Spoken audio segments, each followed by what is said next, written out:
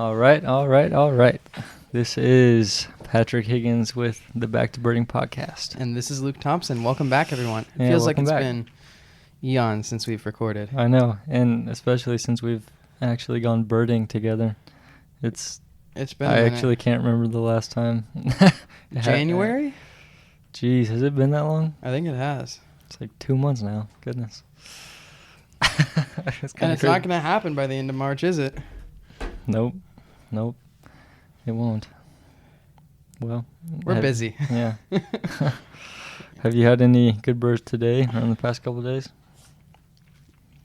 Last Thursday, I had a campus first record of barn owl. Awesome. Although Austin Young pointed out it's not technically a campus bird because it wasn't like actually physically on campus, although I heard it from campus, so I'm going to count it. Yeah, you can count that. Yeah. I know a lot of people that go into different counties and see a bird in a neighboring county from the other side of that county. Don't That mind was Patrick knocking his That was caffeine almost so he can talk. disastrous. Holy cow. Yeah, it's got a lid on it. Yeah, but okay, it would have been fine. But yeah, I know multiple people that have done that, and they just counted it as the same bird twice for two different counties. Yeah, So I'm gonna count it. yeah, definitely. Yeah. Otherwise, I haven't been birding that much recently. Yeah. Honestly, I've been more of a climber than a birder as of Ooh. late. Yeah. Back to climbing podcast. Yeah. Yeah. We need to get Patrick on a wall. We need to scare him a little bit. Yeah, I've never officially gone climbing. We Actually. Hey, listen, man. Gym's always open. What you doing tomorrow morning before 10 a.m.?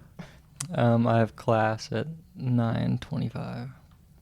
I've been in the gym climbing at 6. We can make it. Okay. Yeah, No. I've got to do some more studying because I'm a student. I'm a student. I don't study on my free time. Well, I didn't say that, by the way. Any schools listening? That's a lie. Slash parents. Oh, my parents know. Oh, my It's no parents. secret. It's no secret amongst anyone, really. Amongst anyone, actually. Actually, I think it's actually in one of my college rec letters that instead of studying, I go birding. And that's why my GPA is where it's at. Well, maybe that's a good thing, maybe not. I think it's a good thing. I don't have a bad GPA. Yeah. So. That's good. Well, the topic for today is kind of just some general birding that we've done in the past couple weeks. I had my spring break for college, and Luke was able to go on a fun school trip. And we had some really good birding. So we're just going to kind of walk through those trips, but we can talk about Maine first because I think chronologically that actually happened first. But Yeah. So I went to visit University of Maine, and so we went up to Maine, but that's a long way. So we added, I think, a couple days in there. We stayed. Shockingly, the cheapest place to fly into was Bar Harbor. where is that? It is half a mile from Acadia. So Wow. I guess just because it was the off season, it wasn't horrible flights, like less than $500 round trip. And I mean, that's not great. not Like- great, but we flew in an 8-seater plane. Oh, really? Yeah, so like we Wow. flew from Atlanta to Boston, and then we got to Boston, and I thought we were getting in like a 20-seater plane. Like, no, it was an 8-seater. There was no dividing between us and the pilot, so we could just see them and What? just see everything they did. That's like international style stuff. Yeah, it was dope. It was a cool experience. Nice.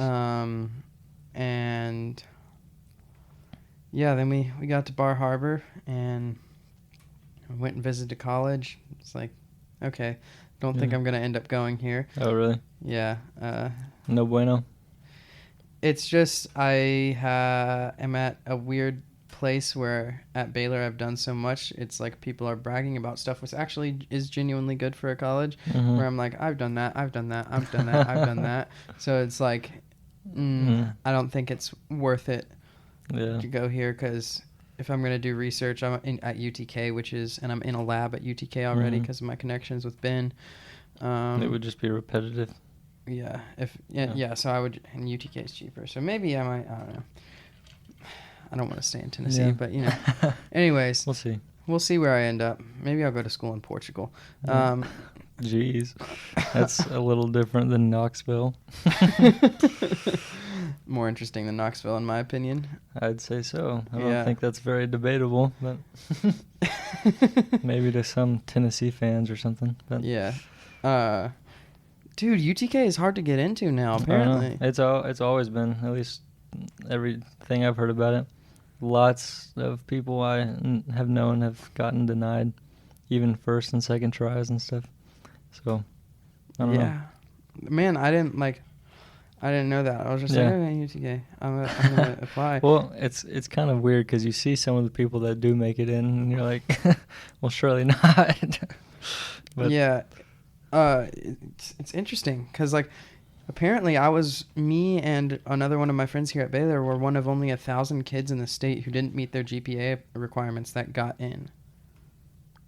Oh, really? Like their automatic GPA requirements, like the automatic acceptance, Mm-hmm. which is crazy because so many kids applied. Yeah. So, what schools are on your radar, or are you just kind of more focused on the time in between for now? There's this school. It's called the School of the World, right? There's a Mhm. lot of birds. It's the entire world. There's no teachers. You don't have to pay anything except for the cost of life. That's the school I want to go to. Oh, Yeah. I really thought you were talking about a real school for a while. No.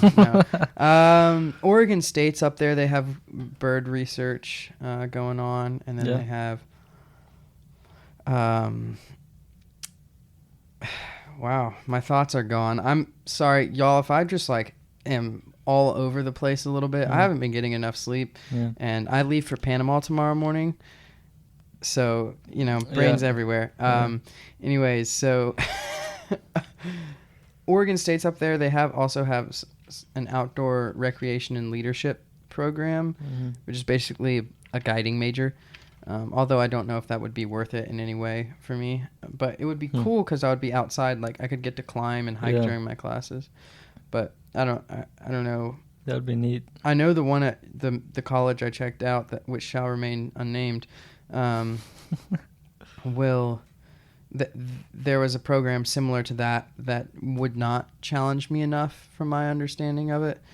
Like it wouldn't be worth going up there for that. So, I don't know. Yeah. I'm at a point where I think I don't even know if I'm going to do research. Mm-hmm. And Just might not be ideal. yeah, I'd game to go guide for a few years and then honestly be a teacher. If I were a teacher, I'd want to be a teacher here at Baylor, Mhm. and a walkabout guide. I don't know, but also research really interests me, so I just don't want to be underpaid and undersatisfied. Don't we all? Yeah. I'd rather be, underpaid and happy, Yep. because then you're not underpaid. Yeah, you can have one or the other, but you can't have both. Yeah. But yeah, Sorry, birds. Yeah. Back to birding, but I am interested to hear about your camera being used for pretty much the first time since you've had it. Oh yeah. 'Cause that's something that you haven't actually had since I've known you. So Well, I'll walk you through the whole Maine experience that we had. do it. So we went to Acadia, and really, I'll be honest. There was a month and a half there I was barely birding and only focusing on climbing, and that month and a half is Not in Acadia. What? A month and a half here. The way you said that made it sound like it was a month and a half in Maine. Oh yeah. No. Yeah. A month and a half just of my life, or two, where it was more climbing than birding. I don't know. Mm-hmm. It's like the dead period of time for birding, and just exhausted, and climbing was a better release than birding was, because right now I'm working 20 hours a week on top of school and something called the walkabout program here, which is every afternoon I have 2.5 hours of something, which is fun things, but still. Yeah. So I've been just exhausted, no free time, and climbing was just a better release for me. Like getting outside, getting on a wall, feeling like I might die. It's fantastic. Maybe you can take it to the next level and be the first climbing birder. Yeah, I might. I'm gonna talk to. There's a guide at High Point, a climbing guide. I'll talk to him. Say, you know what, Mike, we got something. We gotta get going. It might be a little too niche, but maybe a little bit. You know Brian Bullard? Yep. He climbs.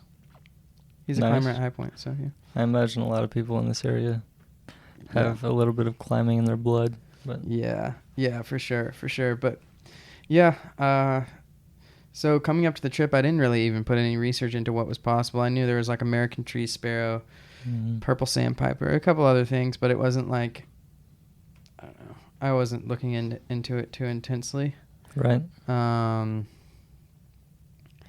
And then I was actually more looking forward to just being in Acadia and getting out there.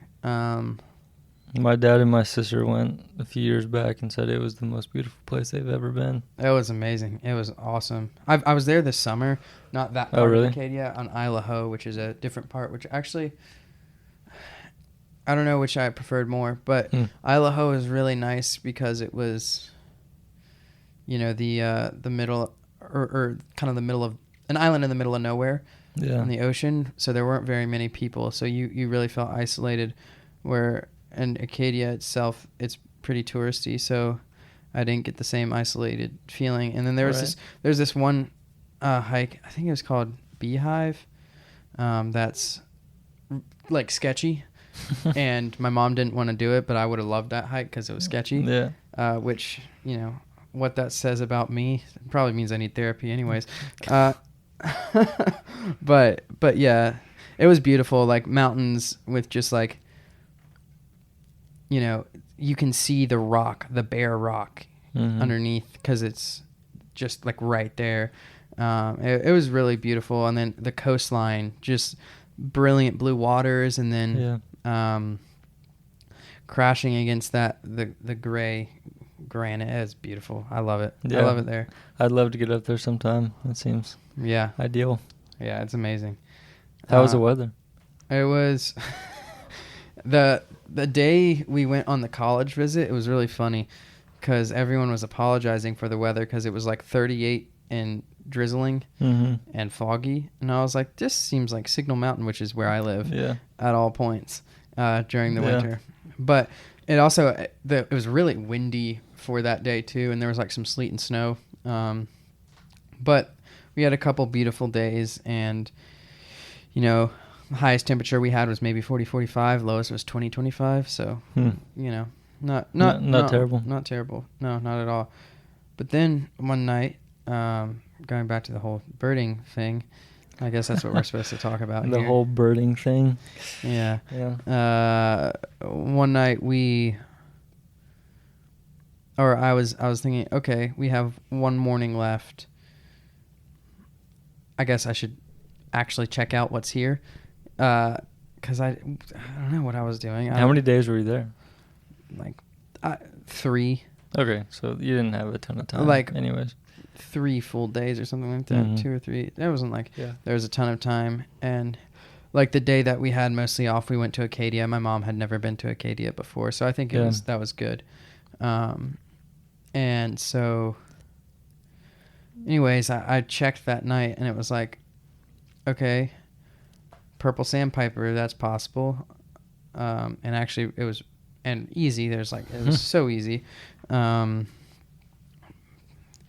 then there were a couple others. Northern Shrike was being seen on a school campus. So my overall school campuses list, which I'm going to start keeping, is going up. It's going up. Well, you better get down to Florida and get that yellow-headed caracara, which is I don't know what school that's on. I have social flycatcher for one of my school campuses. Is that Benson Reed or RGV? Yeah. What's it called? It's University of I don't know. It's a Texas University of Texas RGV. Yeah. Sorry, anybody down there. Yeah, sorry to offend you. Yeah. Maybe I should apply there, just get good birding all year. Um, Well, that's where that last, what was it, fan-tailed warbler? Or was it yeah, a different fan-tailed. one? Yeah. I've seen golden crown down there, but You have? yeah. At the same time as a social? Or is it a different Not trip? not on the university's campus. Sorry, Mm. I didn't realize we were still talking about that. Yeah. But I've seen that generally in that area. Hmm. But yeah. Anyways, northern shrike. Those were the two, and then American tree sparrow was another possibility. Mhm. But my two targets for that morning were purple sandpiper and northern shrike, and so Both lifers? both lifers. Nice. Spoiler alert, I got 4 lifers. So there were surprises. Awesome. And so I woke up super early and we went out to a point as the sun was rising. Of course, there was no sunrise because it was cloudy, unfortunately. But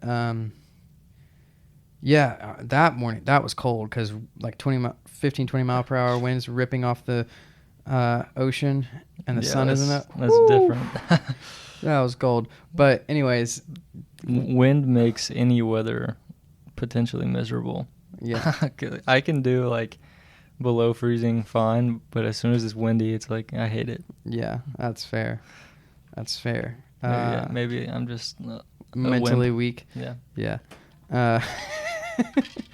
I think Tim Lenz pointed out that I called you an idiot several times on the last episode. So I'm gonna try and be kinder. Okay. Thank you, Tim. I appreciate that. I mean, let's be I real didn't here. notice, but I still appreciate that Tim noticed. Let's be real here. Patrick was probably being an idiot.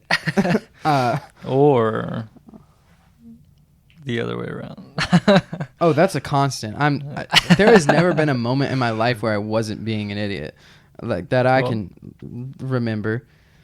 Okay. I can see the gears turning. You're like, Yeah. oh yeah, he's right, isn't he? I'm trying to think of a moment. Have you found one yet? I have not.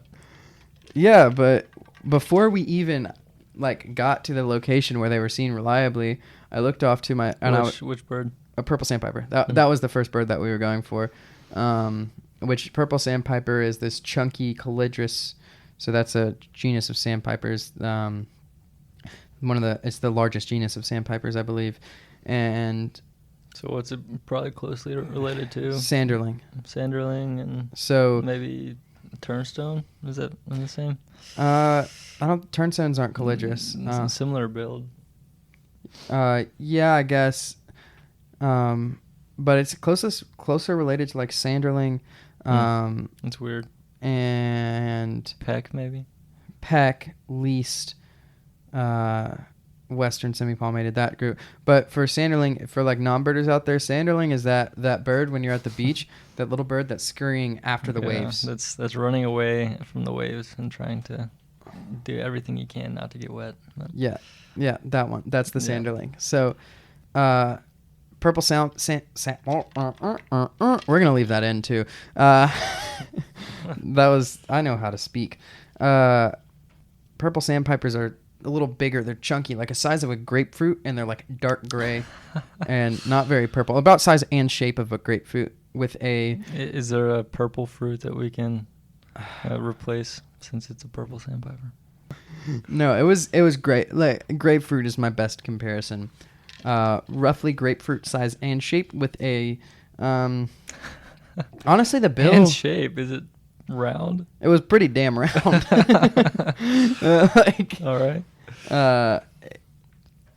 It may just because it was gold, but Yeah. Uh, Birds do get round when they're cold. yeah.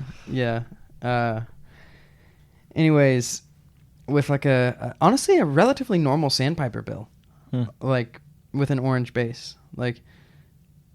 I feel like their face always looks weird to me. Every picture I see of one, it's just like let's pull up a picture it's like here. Slightly wrong. I think I agree. Yeah. Do you think like the end of the bill is slightly too large or something, which makes the whole head just. I feel like their eyes are also huge. I don't know. I don't know either. I've never seen one in person. Oh yeah, you're right. It is something is mildly off about the face of a purple sandpiper. Can you place it though?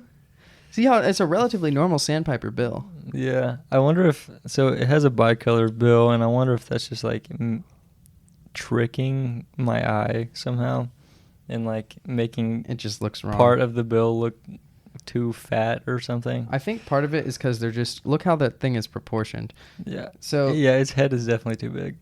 Their heads are big. Their heads are large, and they have really short, stubby legs.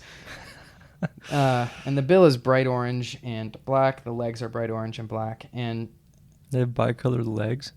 Or sorry, that was just me being tired. Again, this might be a rough episode. Gone off the rails so many times already. No, it's just bright orange legs, but orange legs, orange bill, orange and black bill. Yep.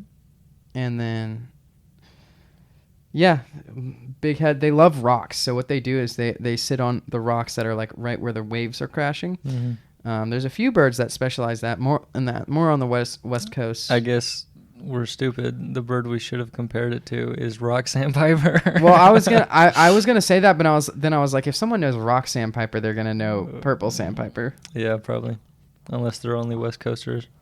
Yeah, purple sandpiper is a rock sandpiper, but a little different. Anyways, they are almost indistinguishable, right? If I remember. Yeah. Oh, I know. Whenever you have vagrants in like the middle of the country, it's typically hard to distinguish which one it is. They're very, very similar. Yeah, but yeah, they before we even got there, I was driving slow because we were right on the edge of the coast, and I wondered if I might see something. And out of the corner of my eye, I saw a lump on a rock, and it was a purple sandpiper. It was like before we even got there, and it was pretty close too. And then there was a female black scoter right there, long-tailed ducks out. Patrick's never seen a long-tailed duck. No, I haven't. So there's been one in Memphis for months, and I haven't gone to see it. Don't drive to Memphis for a long-tailed duck. That's not worth it. Oh, but I haven't seen one, so I want to. If you're gonna drive to see a long-tailed duck, drive like a little longer and get to the coast. Yeah, go east instead of west. Yeah. That's probably worth it. But and yeah, then we got to that location, and I started just birding around, and there were common eider, long-tailed duck, red-breasted merganser, et cetera. There was redneck grebe way out. Nice. I've never seen one of those. Yeah, it was cool to see that sort of coastal thing. It was like, there's actually ducks here? Yeah, and they're where they're supposed to be instead of seeing them in Tennessee, and they're on like a farm pond or something. Yeah, it was really sick. And then a group of purple sandpipers just flew by and landed behind some rocks. Oh, nice. How many did you have? On that, I think total I saw 25. Nice. That's awesome. And so some flew behind a rock, and then I didn't see those ever again. But then I just started meandering a little bit, and I just looked down and was scanning the edge, and there was like, oh, there's a purple sandpiper. Oh, there's another. Oh my God, there's 15.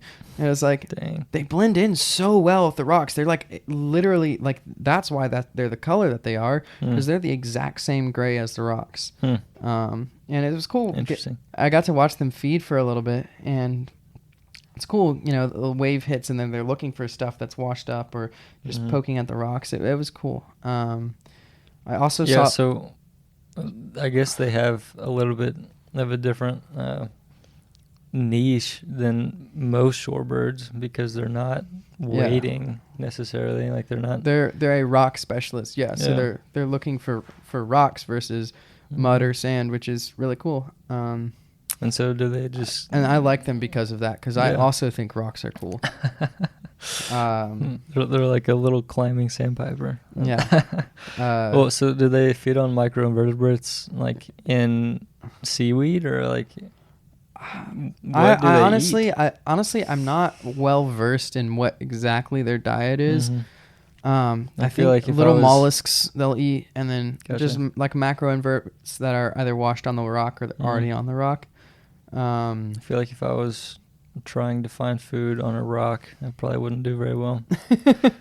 Well, they seem to do fine. I don't Yeah. know. They seem to be eating things. Yeah. The most enjoyable thing was I was just sitting there watching them, and a wave came in. One was sitting on top of a rock, and it just hit the bird, and it fell. What? It just like fell down the rock. It was so funny, and then it like shook itself off and walked off like nothing happened. But it was Oh, it's poor like, guy. I saw you.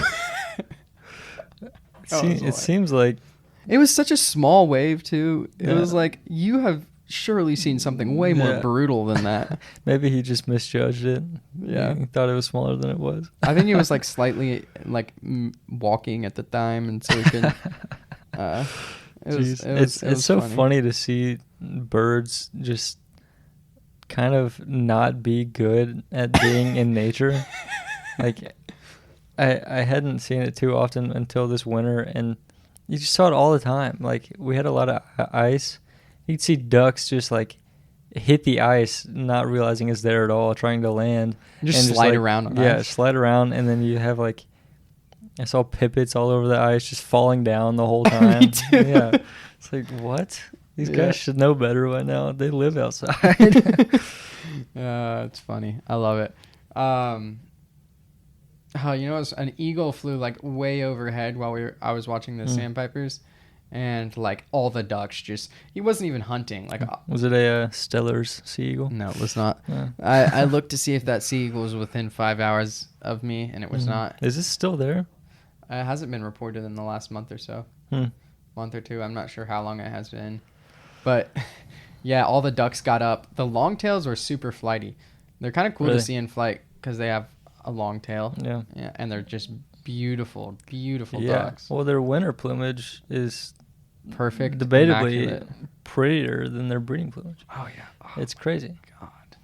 I really want to see one. I want to see a male in winter. But What about like It'll 20 feet happen. away in golden hour? yeah, I know. Eye level. I know. Back At- when you had a camera that was working, And and now you do again. But at a farm pond and 20 minutes from my house. Actually, no, that was like 40 minutes from my house. I did get there was a freaking scoter in there too. yeah. I remember. So So weird. I was crazy. Yeah. That bird was.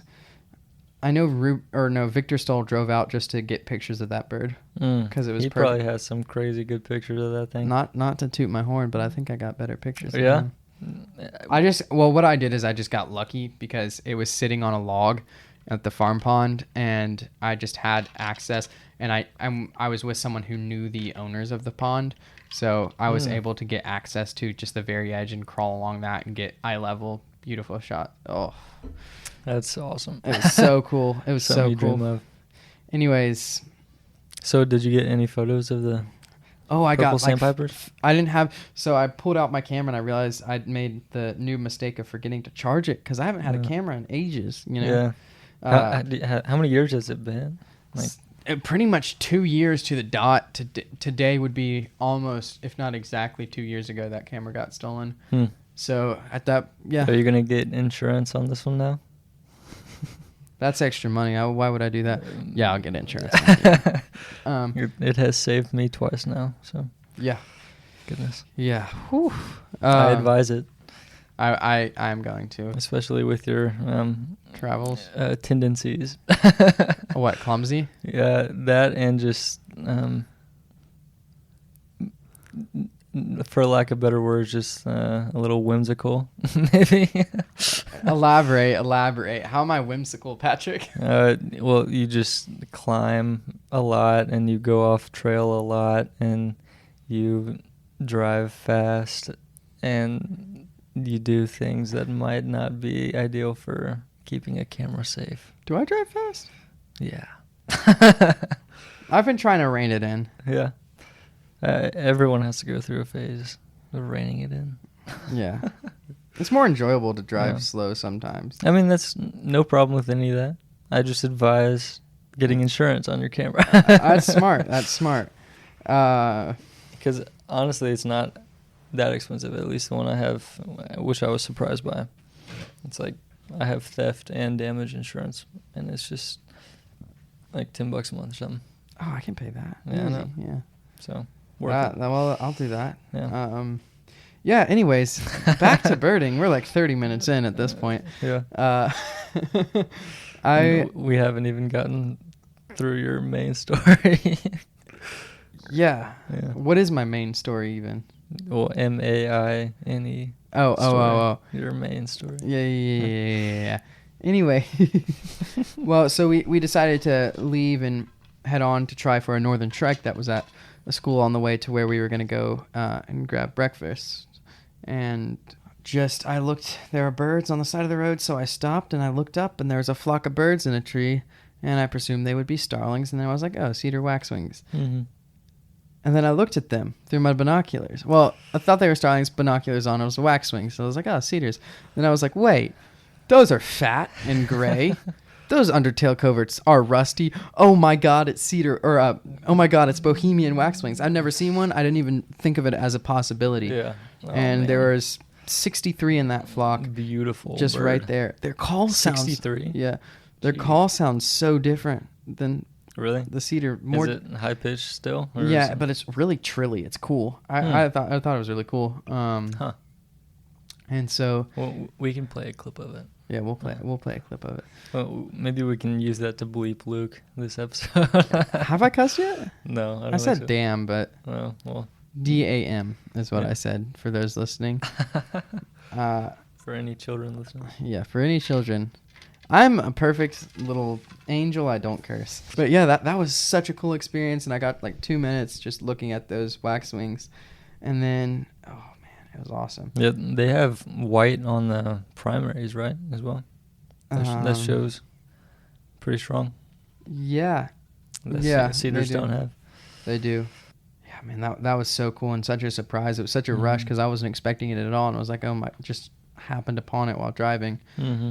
That was amazing. Again, no camera pictures, some 2-pixel digibins as is custom. By the way, I didn't have my phone for this entire trip. It was my mom's phone, the only thing. See, I got a new phone. You got a new phone? Yeah. No way. Wow. Yeah. Fancy. Yeah. I got a new case, so I feel kind of fancy too. But Let's go. We're fancy. Yeah. It's It's still shattered, but it's okay. that was like our first or second time birding. I know. together. We were at the freaking pond. That's a different pond than the. Oh, really? Yeah. I didn't know that. I've the whole time I've thought it was that pond. No, it's a different pond. Okay, never Different mind. county actually. What? I thought that was in Sequatchie. It's in Sequatchie Valley, Bledsoe County. Bledsoe County. Yeah. Huh. Yeah. County Didn't know north. But yeah, that was cool, and of course no camera. And then we went and grabbed breakfast, and while we were eating breakfast, I actually plugged in my camera battery because I had the charger on me.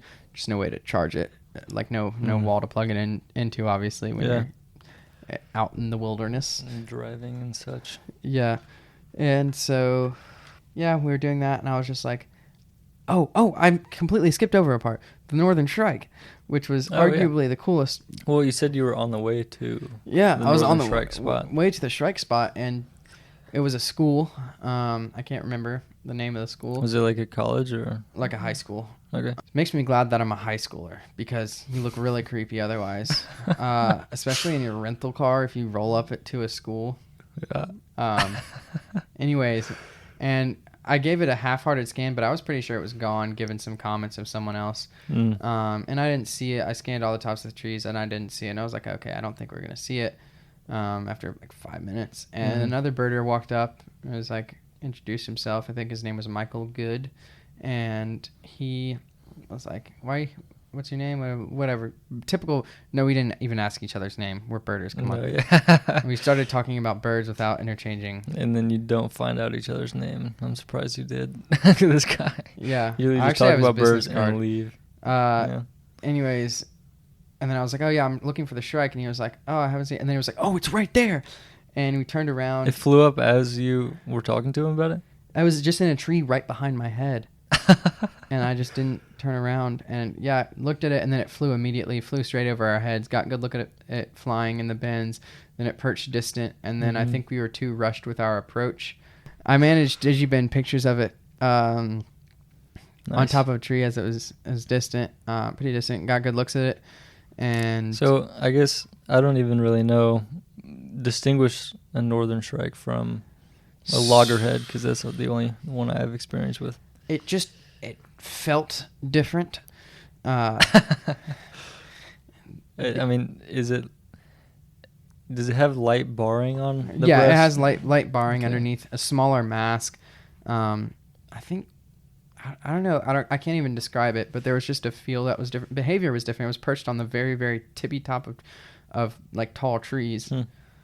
Of course there's tall trees. Yeah, that's definitely overlap. Of course there's overlap, but yeah, it probably also felt different because it was cold, and then 2 seconds later 4 common mergansers flew over, and that's not going to happen here. It was pretty cool. That was a really cool bird. Yeah. And then so is this all in the same day? Those 3 lifers were within an hour. Oh my gosh, that's crazy. Yeah. That's actually nuts. And then we went and got breakfast, and I was like, just double check. I was feeling amped. I was like, is there anything else? Because I had looked through and looked at like the top 5 most regular species and to see if any were around. And then I was like, screw it. Why not check thick-billed murre?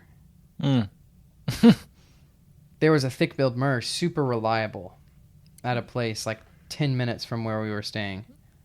So you just like randomly looked it up? Yeah. Or well, it was What are like the it was chances of that? in the target species. Yeah, but it was like bottom 20. Still, that's crazy.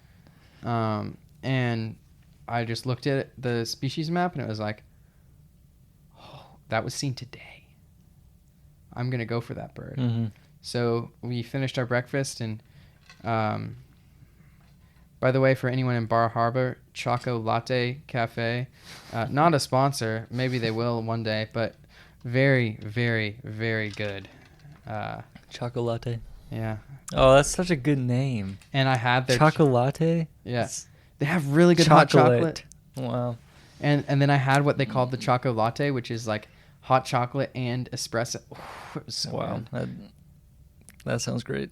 Yeah, they had really good food. This is an unpaid promotion. But.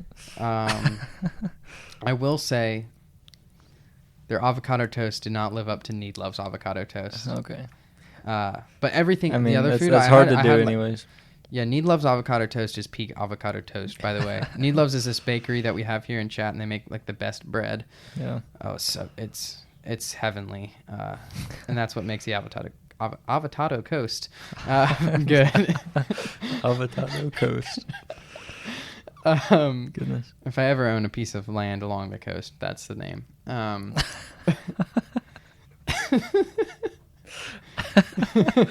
The avocado coast. I recently got an avocado pin from one of my teachers, and it's now on my binoculars.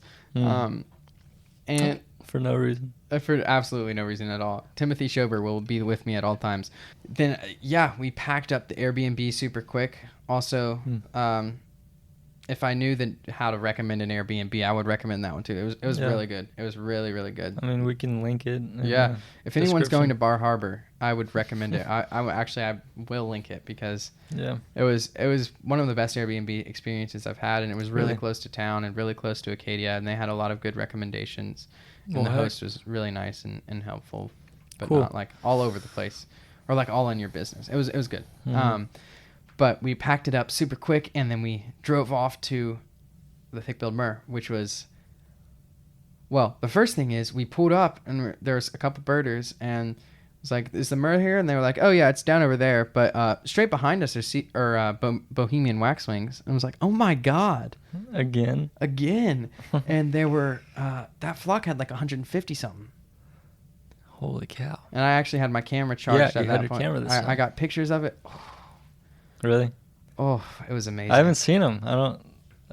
Did you send them to me? You probably did. Maybe.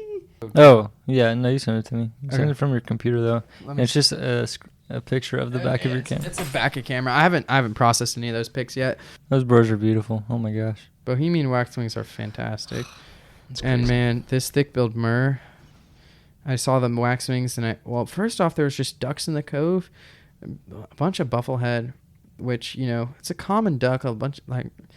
This is this little tiny diving duck. They're beautiful. They're cute. They have a lot of personality. I call them bubbleheads. Thanks to Kevin Calhoun for that name. And yeah.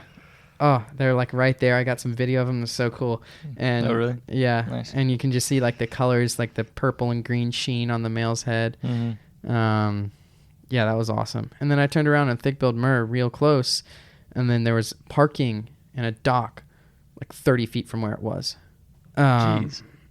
So That's we went ideal. down there, and it was fantastic. So tell me a little bit about this species. Yeah, so 'Cause I don't know much about it. So it's a murre, so that's one of the alcids. So if you know about the ancient murrelet from the episode we did on that, that's related to that. And they're basically like the flying penguins of the north. Yep. Are the alcids, as Patrick calls them. Basically, this group of birds feeds on fish. They don't fly well in the air, but underwater they can fly super well. So they have these like short pointed wings, and they dive and they catch fish.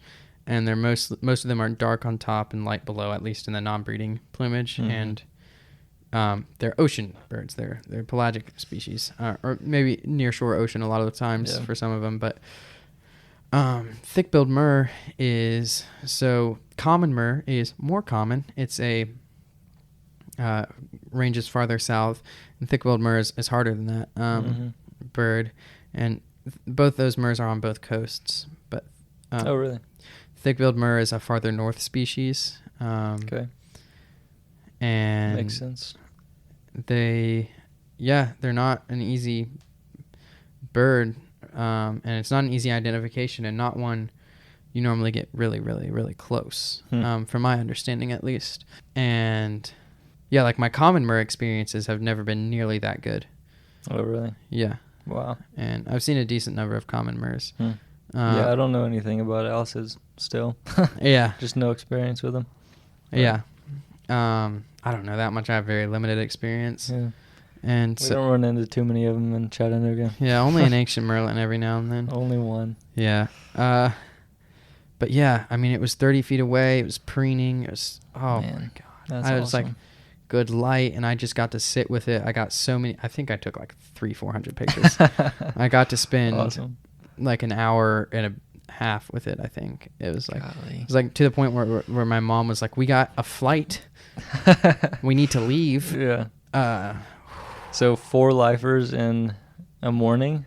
4 Or a lifers in day? a morning. In a morning. Oh my gosh. It was insane. And When was the last time that happened to you? The first time you went out west or something?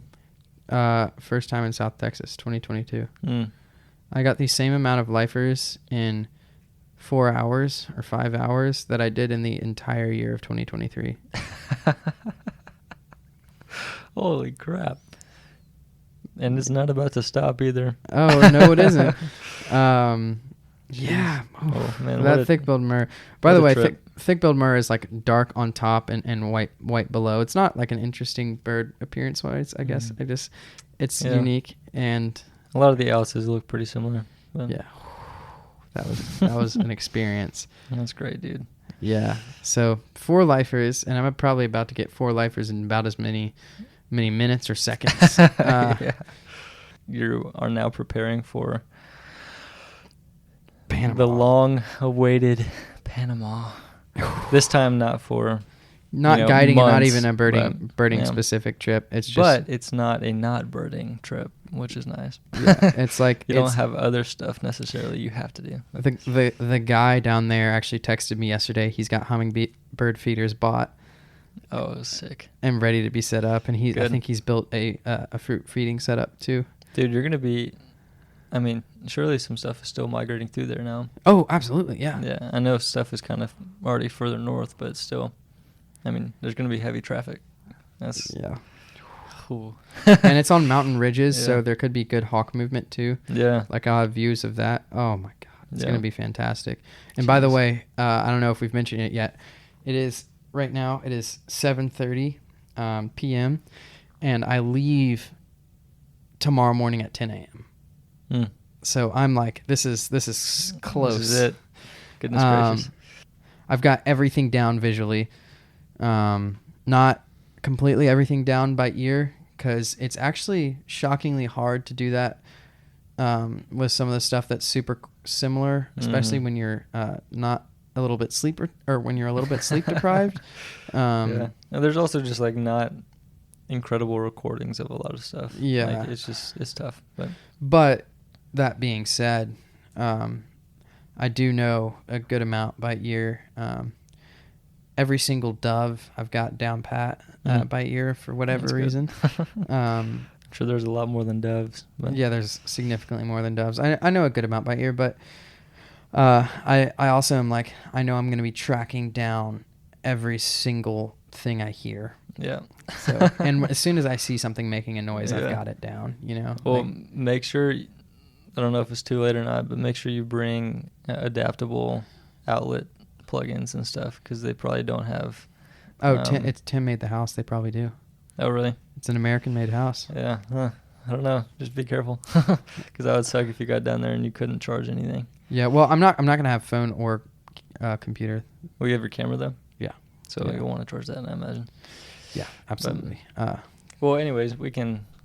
That'll be gears a little bit, but yeah, that'll be talked about.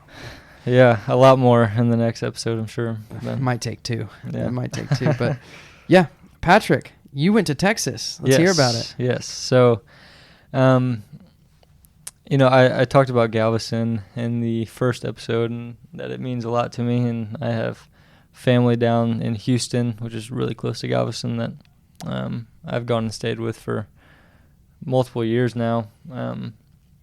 But I had my spring break. I guess it was starting on the 10th for me. And it just worked out where my girlfriend and I were able to caravan on down, did a 14-hour drive to Houston. Yep.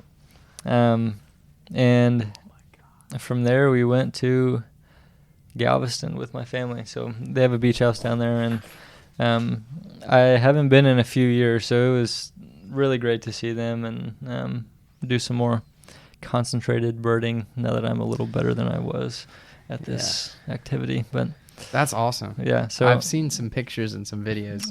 Yeah, man. What was the highlight? So I went down there with two major targets. I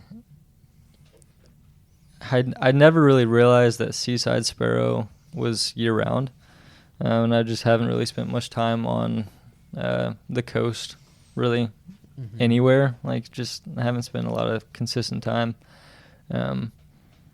And seaside sparrow is obviously not a super easy bird, even if it's abundant in an area, because it's just they're good at hiding if they're not singing. But I had that as my almost given target because it was reported every day from at least a couple different locations in Galveston County. So that's amazing. Yeah, I was super stoked about that. And then the harder target, which I'll get into, but it was a black rail, and So maybe we should wait a little bit before we describe black rail, or should we go now? We can do that second, and I'll go ahead and say that about the seaside sparrow. Yeah. Gotcha. So I looked for it literally the whole week. Everywhere we went, I tried for it. Places it was reported the day before, nothing. Like, I could not get on one to save my life. And I thought I was kind of doing everything right, and I could not get on one. And we went up to Bolivar, which is across the ferry, still Galveston County, but you have to go across the ferry to get to it. And spent the whole morning birding there, and that's where High Island is, one of the most famous birding spots in the U.S. Absolutely. And I had never actually driven up there because it's about an hour and a half from where we usually go in Galveston, including the ferry ride. So But I decided to just make the trip up there just to say I've actually been to High Island, which is kind of silly, but worth it. So, Is this where we've gotten to? We're ticking birding locations. I mean, I would do the same with like Point Pelee or something, you know. Yeah, honestly, Surely. I would do the same. It's just still ridiculous. It is ridiculous. It is ridiculous. Like, there was nothing there, and I just got destroyed by mosquitoes, but I can say that I have a checklist from the High Island area now. So Hell yeah. So be it. Maybe next time I go down, it'll be during fallout, and that'll be a different experience. But yeah, so we spent the whole morning on the Bolivar Flats, which is potentially my favorite place that I've ever been on Earth. It's just a piece of my heart is there. We had probably 2,500 American avocets. Oh my God. Still in some breeding plumage. Had a lot of mixed plumage, which is just beautiful. But I think I technically put down 2,200, but it was really hard to count with that many. But I got some great time with those guys, and just I'm really happy to have my camera back now. Oh yeah. Yeah, it's been not so healthy for the past 8 or 9 months, but yeah, that's also thanks to my driving. It happens. But insurance, right? Yeah. Anyways, we're here, and so yeah, I took a crap ton of photos of those, and I was really happy with it. But I went up to High Island, and on the way back, it was like literally the last day. Like if there was going to be a time that I got seaside sparrows right then, and on Tuna Road, which is a dirt road that goes straight into the water on the bayside. Like there's nothing there. On Tuna Road, if you ever need some seaside sparrows, go to Tuna Road and Bolivar Island. But got out there, there was 6, 7, 8 of them singing. And you got great pictures. Yeah. I mean, I didn't spend as much time with them as I could have. I just because of some time constraint stuff. But like, and were you were with Annabelle too? Yeah. Which I mean, she's great. She doesn't really hold me back too much at all, which is just lovely. But I was so stoked about that. Oh, I'm sure. It was literally the last chance, and then I was just driving super slow with all the windows down, listening for them. And there's one 4 feet from the road. Just man, I can imagine just the rush when you first hear it. I know. As you like, drive.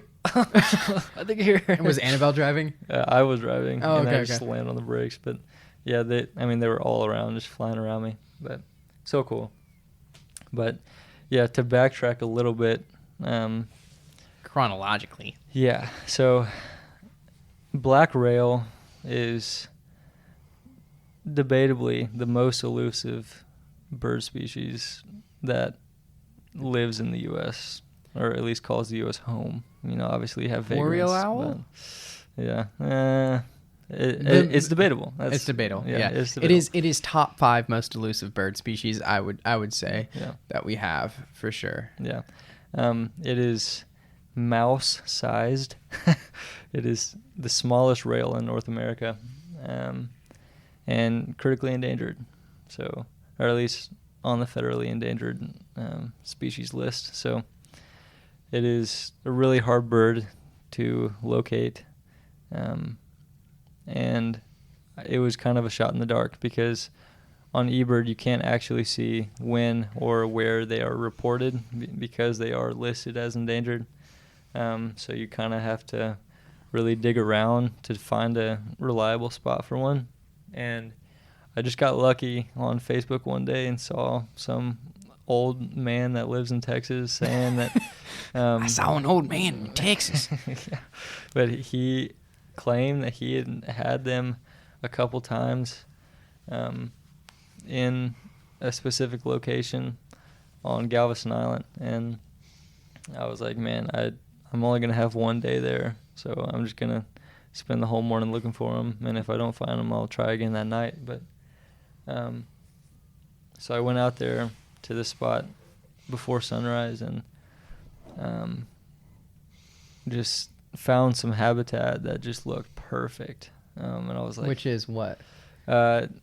So because they are a super small bird, they can't necessarily have as much water in a marshy habitat as other rail species.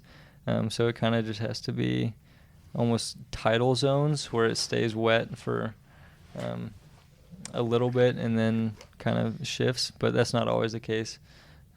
But they just kind of need damp ground, maybe an inch or two of water in a marshy, grassy area. So Yeah. pretty typical to other rail species, but just a little bit less water.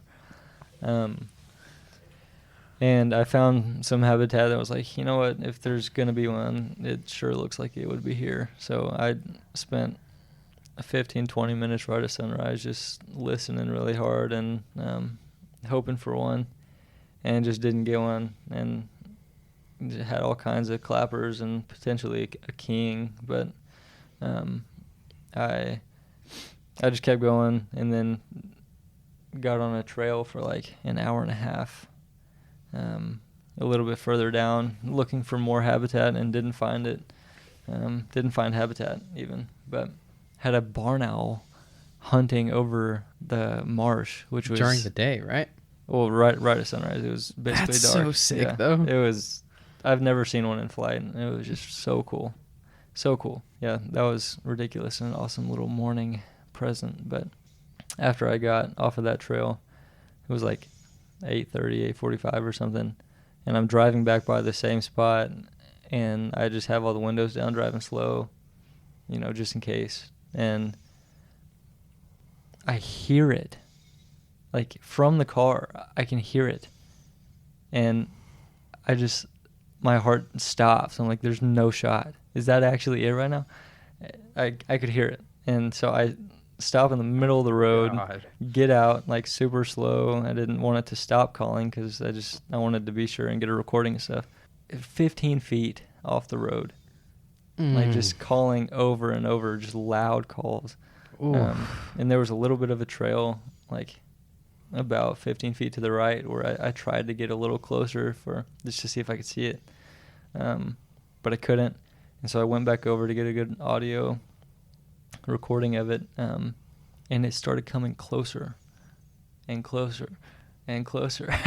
And at one point, it was within 4 feet of me.